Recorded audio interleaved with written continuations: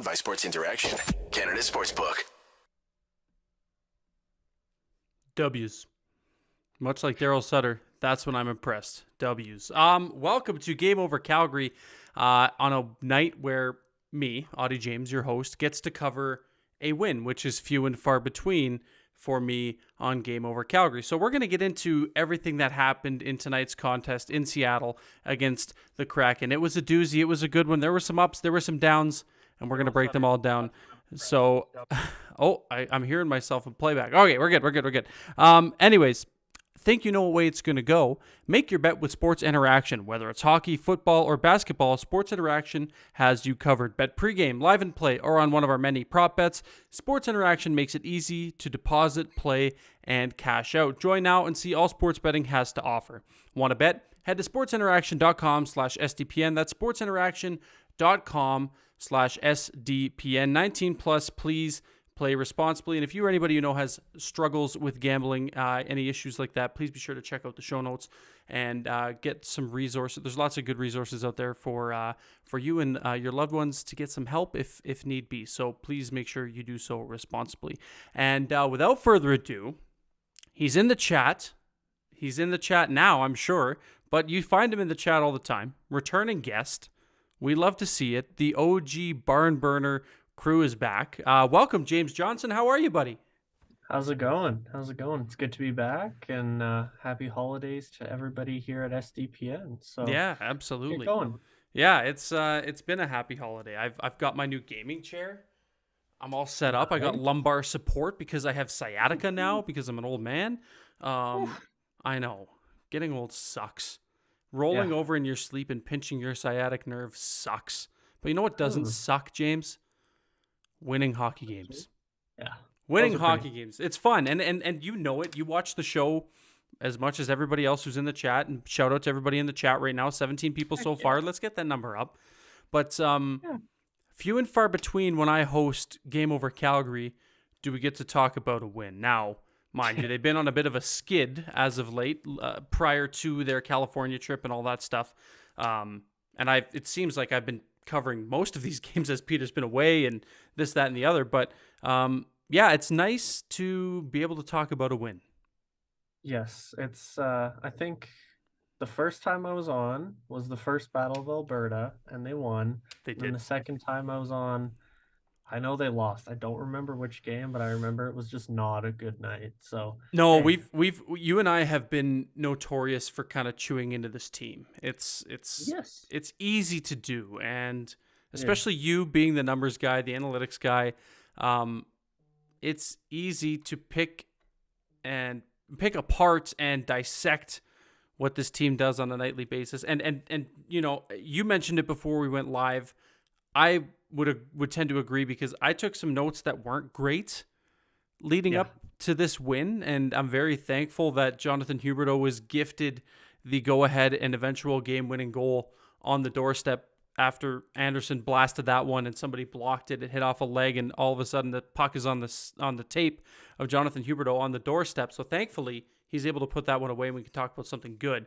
But I don't think this game, as much as we want to be happy about the win, I don't think, I'm happy about the win, obviously, but I still don't think it was particularly a fantastic game for the Calgary Flames.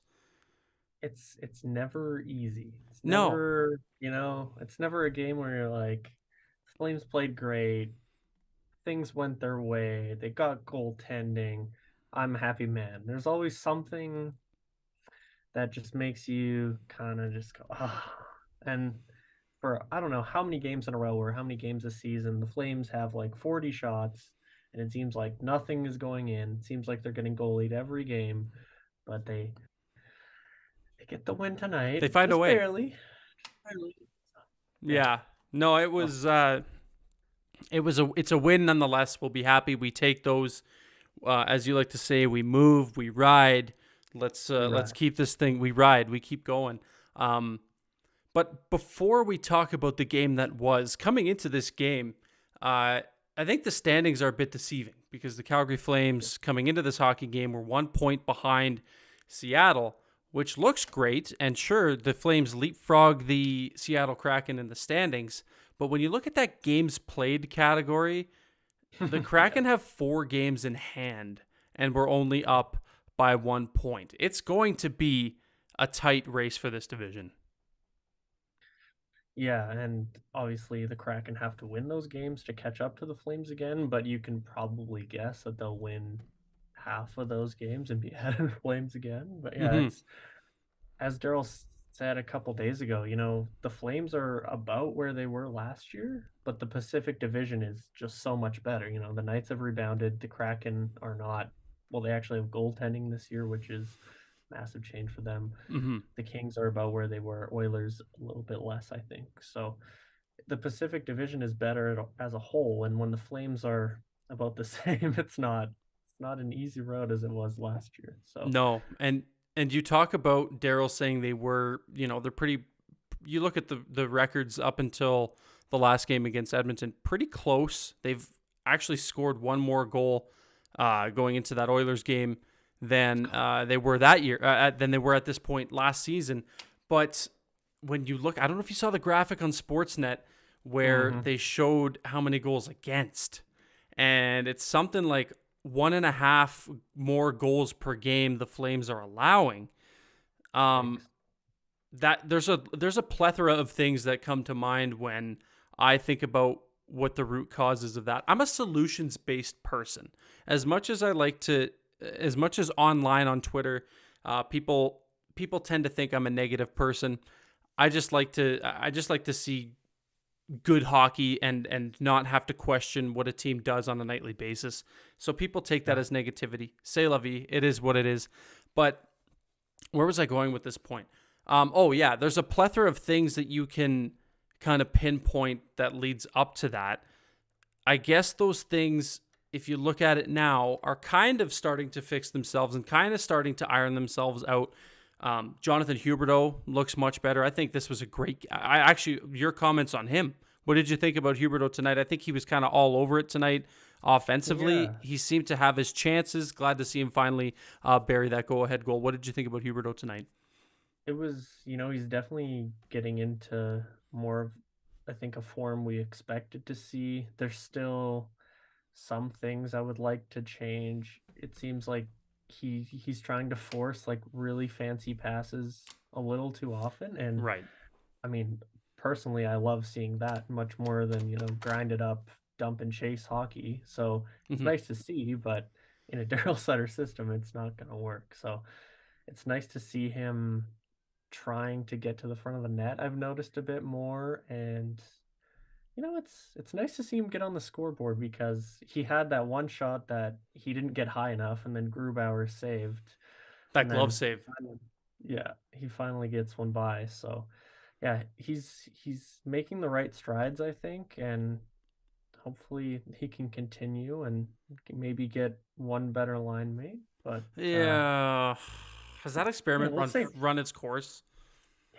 Like like Yeah, like looking at it, like that experiment has to have run its course. But you know damn well that the coach isn't gonna admit to that A or change it B. no. And like I can kind of see what he's doing where the Flames have had struggles getting to the front of the net, getting guys to the front of the net. And Lucic, I don't like the guy in the top 6, but one thing he does is go to the front of the net. So I don't know if that's Daryl trying to send a message to other players on the team to do that if you want to get in the top 6, or if he's sending a message to Brad Treliving and saying, hey, we need a top 6 forward, or if he's just out of his mind and playing Lucic in the top 6. But it's something I'm kind of done with, if I'm being completely honest. Every time I see him touch the puck, I'm like, I just know it's not going to work out. Yeah. Yeah. My uh, problem with it too is when he's not in front of the net and not being a net front presence and whatever it is he's trying to do, what's he doing? not Because much. because it wasn't happening in the game against Edmonton. Yeah. It kind of happened tonight, but more often than not, I actually took a note. I want to reference my notes for a quick second here because I made a point about it when I was taking negative comments here. Oh yeah, that's it. So it was in the first period. and I can't remember who the puck carrier was. I think it was Nazem Kadri. And I said, it's bad that in a 2-on-1, the puck carrier elects to pass to the trailing defenseman opposed to sending it across the ice to Milan Lucic. Yeah. Do you remember that play? Like, it was a 2-on-1. Yeah. It was a clear-cut 2-on-1. Nazem Kadri has the puck. And instead of going, I think that Lucic was pretty open. I think you could have got a pass through, and people will probably argue that the better pass was to drop it back and try to see what Noah Hannafin could do with it, or Michael Stone. It might have been Michael Stone, and he whistled it wide by 8 feet like he does. As he does. Yeah, as one does, if you're a Stone not named Mark. But yeah, it's pretty telling when you elect to make that pass opposed to going to the other side, which, we play enough NHL 23 that we know those cross crease goals are goated, man. Oh, like they're money. the cross crease cheese. That's why I stopped playing Hut, because A, I couldn't afford any more controllers from throwing them across the room, and B, it was just a pain in the ass trying to defend the 2-on-1 when a cross crease cheese goal is just going to go in every single time. But yeah, it's every single goal. it's awful. And the state of that, we're not even going to go there. The state of that video game is fucking terrible. But yeah, it was pretty telling on that play. And, a few times in the offensive zone, he had the puck and just didn't know what to do with it. A couple times in the first period, I remember one shift, and I don't want to make this a shit on Lucic show, but I will get these points out of the way early so that we can focus on better things. A couple times early in the first period where he turned the puck over in the offensive zone, gets the puck back, and then just gives it right back to them in the neutral zone. Like, I don't know. I just think the decision-making isn't there. He's like that three-headed dragon meme where it's like the two fierce-looking dragons and Huberto and Kadri, and then the goofy-ass one is Milan Lucic. So That's exactly it. And again, it's not the player's fault, because the player is what he is at this point. It's the coach continuing to play him in the top six. And the broadcast saying that, this line looks great, this line looks great.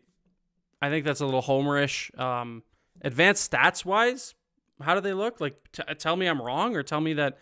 can pull it up here quick and see. And just to point out what Conrad's saying, he looks entirely lost. He doesn't fight. He's big, slow, and cannot keep up. And then left-handed penman who's always here saying that I'm just looking for a reason to hate Lucic. And I'm not looking for a reason to hate Lucic. I don't hate Milan Lucic. I hate how he's utilized.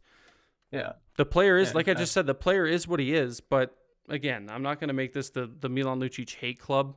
I just think that line, he's getting carried on that line, and it is what it is at this point. But it's not going to change. Yeah, Milan Lucic is not a top six winger on any other team. Is all I'm going to say. No.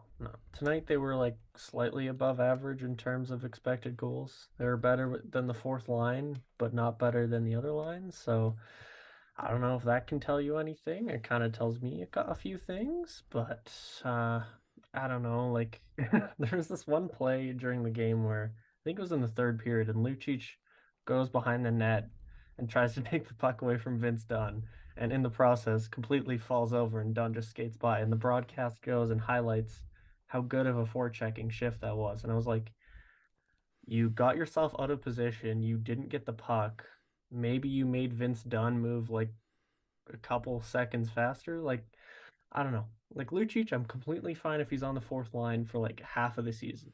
No problems there. I know he's, quote, good in the room, all that kind of stuff, leadership, love it. But the intangibles, there you go. But like, Adam Ruzicka, why not try him there? Why not try the guy that scored 2 goals in his AHL return, Matthew Phillips? There. 2 goals and an assist in a 9-2 win over Bakersfield. Of course, and an assist, because why not rub it in a little bit more? Which puts him, I think, 2 back from the AHL lead in goals after missing damn near a month while he sat in the press box and ate popcorn and collected a little bit of an NHL paycheck, which good for him. Yeah, good for him. Get that bread. We respect a guy who collects his bag and as good of a guy. You know what? We can call him as good of a friend, Matthew Phillips is to myself and James Johnson. Close personal friend, Matthew. Close Phillips. personal friend. I loved when when we interviewed him. I think it was the second time we talked to him. Was that when he was in his basement at his folks' house, and we were talking about his favorite like memorabilia, and he's like, "Oh, I got this what was it, Pavel Datsyuk signed jersey up on the wall," and he was like giving us the basement tour. That was the first episode because the first time because we were at the end we were both like Matthew Phillips just flexes Yeah. that suit jersey on him. Yeah. He's also the coolest guy ever. In case you couldn't tell, we're both big fans of Matthew Phillips. Before we continue along and talk about more of the Calgary Flames 3-2 win over the Seattle Kraken tonight, let's take a look at some of the comments. By the way, 34 people watching right now. Kudos to you for staying up. It's late. I know some of you have this time off. I know I'm off. I'm back to work tomorrow. Some of you have this time off and you're choosing to spend the last dying hours of your evening with myself and James Johnson. So we appreciate you. But we also appreciate if you get more people in here by sharing the stream on Twitter, on your favorite social medias, liking the stream by boosting up that algorithm and getting more viewers in here. More eyeballs are better. Okay, let's take a look down the old chat line here. Hubie is actually a dangerous goal scorer. I wish he'd shoot more.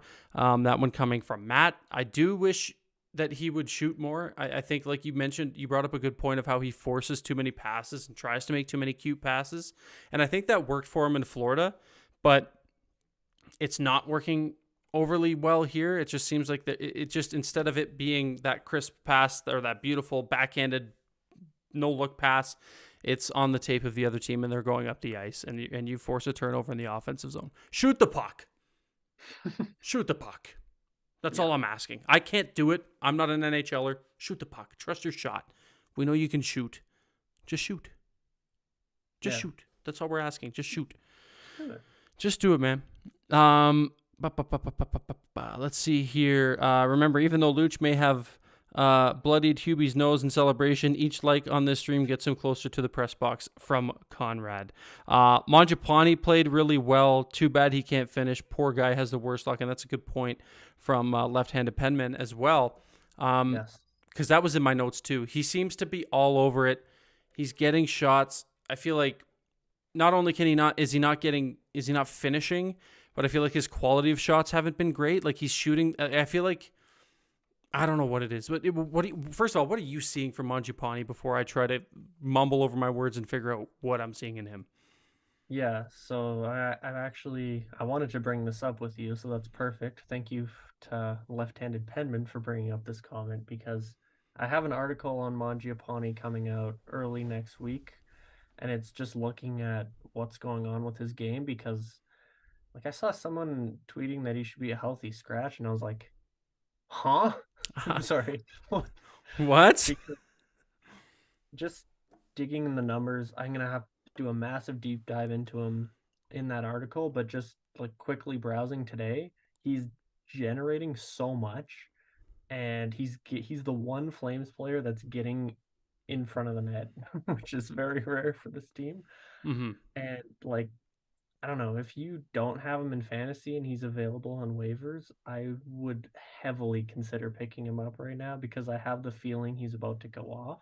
Stonks. And stonks, yeah. Yeah, stonks. I think it's this way. This way, whatever. Going up. One or two. Yeah. Yeah. He's gonna pop off.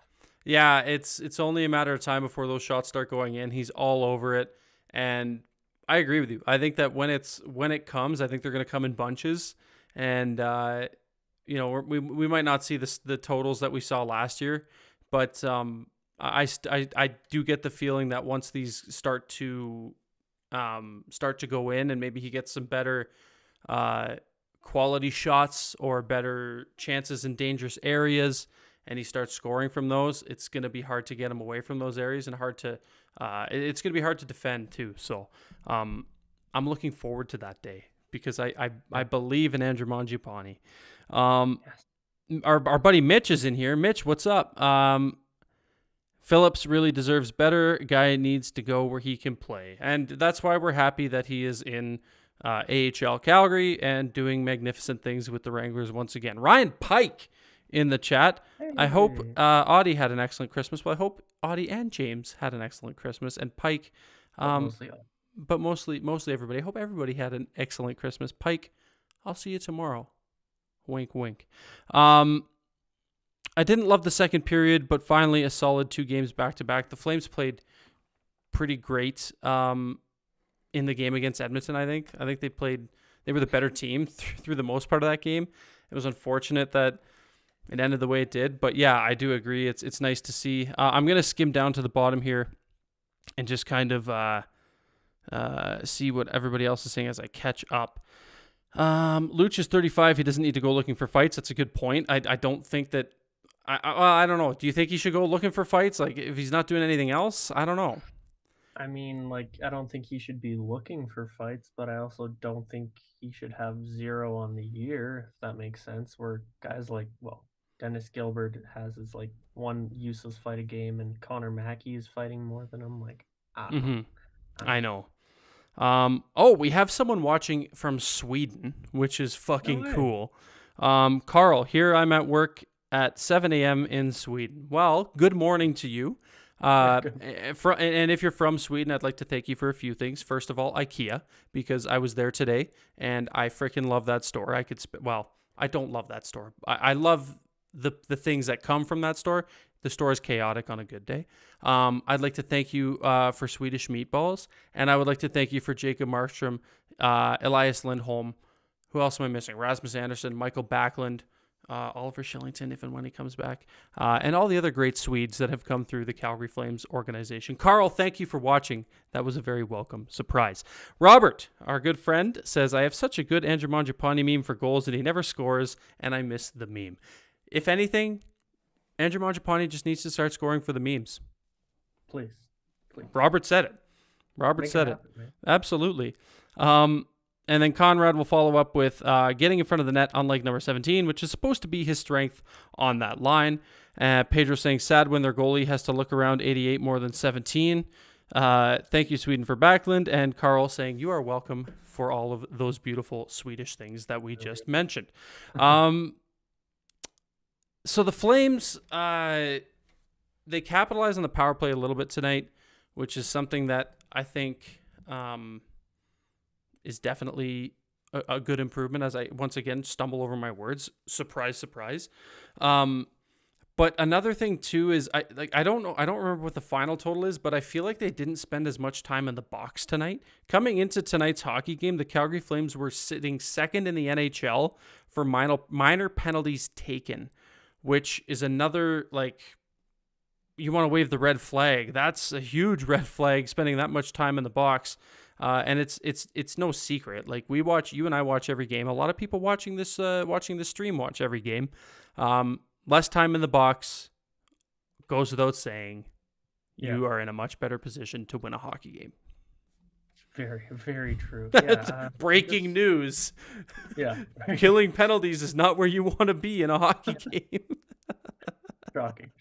No, but I'm trying to think. Like Uyghur took 1 minor penalty. Did anybody else? Like, I don't think Kraken were on more than 2 times, which is very, very different. I'm trying to think. I think there was, I don't know. Someone in the chat can fact check us, or if you're looking, I don't know. But when it's noticeable like that they're not spending time in the box, that's a damn good thing. So, nice change. A very welcome change for a team that spends so much time killing penalties, and kind of seems to be the kryptonite. They've allowed some power play goals, which in turn lead to losing hockey games. Yeah, and they scored 2 power play goals tonight, I think so. The Huberdeau one was like right when the power play was ending, I think. So Yeah. I don't know if it can win or not. But yeah, like that's a nice change too, because I don't think the Flames power play has necessarily been their biggest strength, if a strength at all. So it's definitely a nice change. And speaking of power play, Tyler Toffoli. He's so good. So damn good. He's so good. Robert is going to be so happy that we are talking about his king, Tyler Toffoli. He's been just about the only constant this year. for the Calgary Flames and a very welcome constant.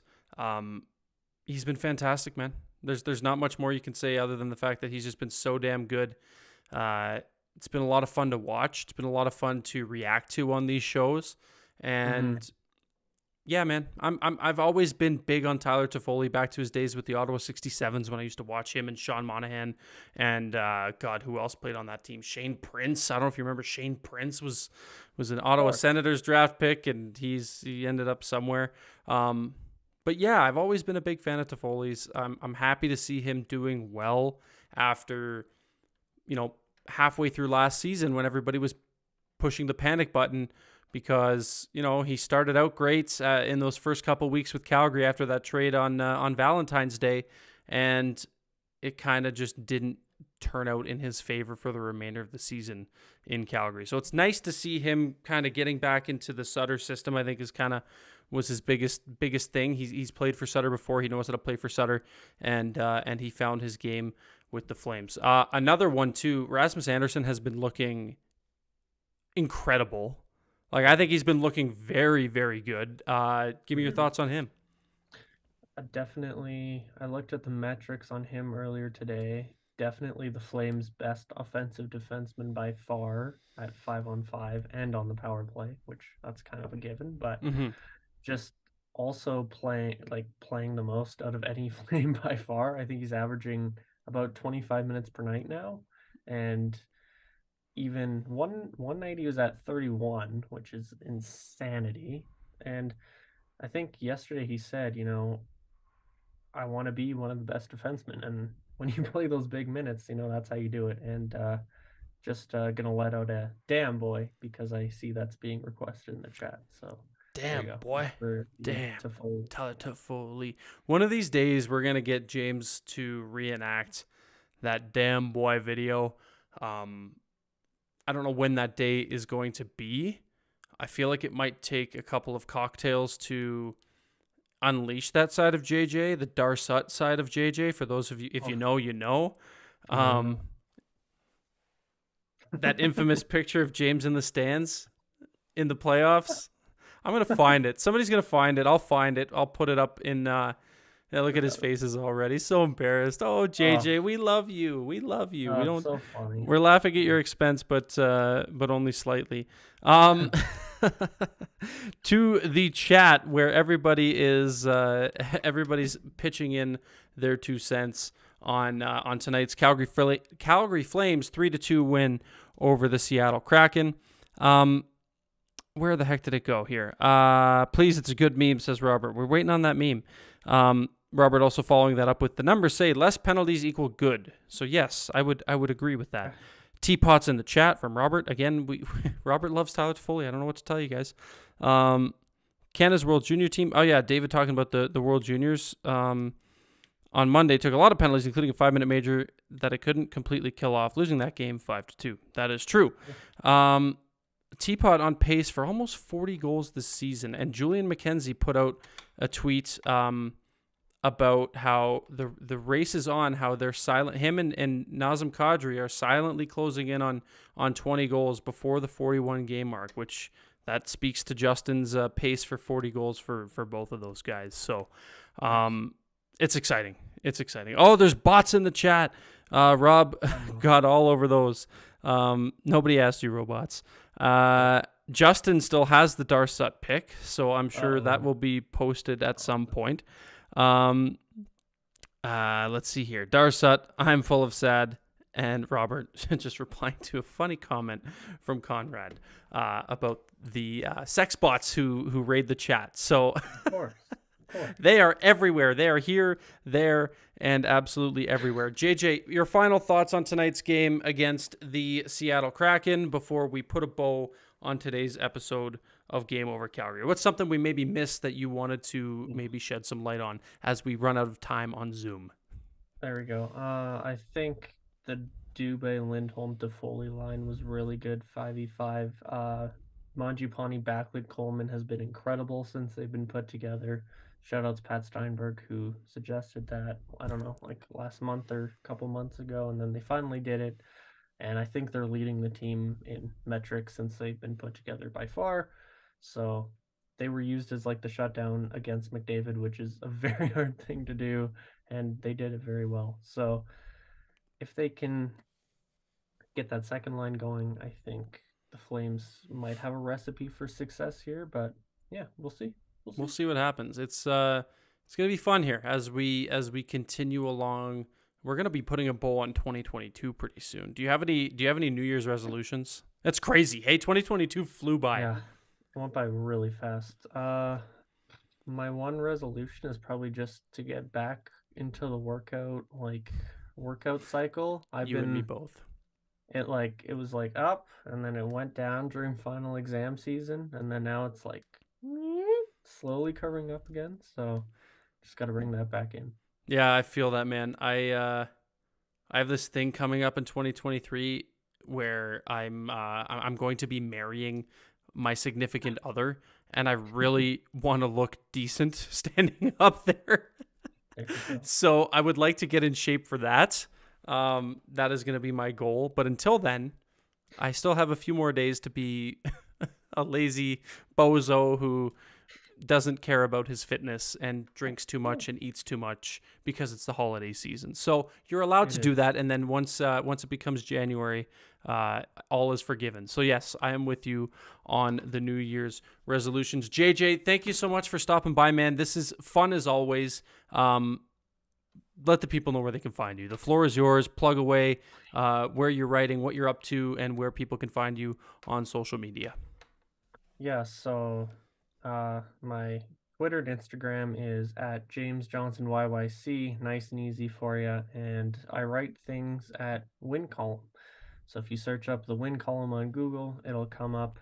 We have some fun articles, like I wrote what is on every Flames holiday wish list, which included references to the Win the Cup song that we all know and hate, and Patrick Waugh.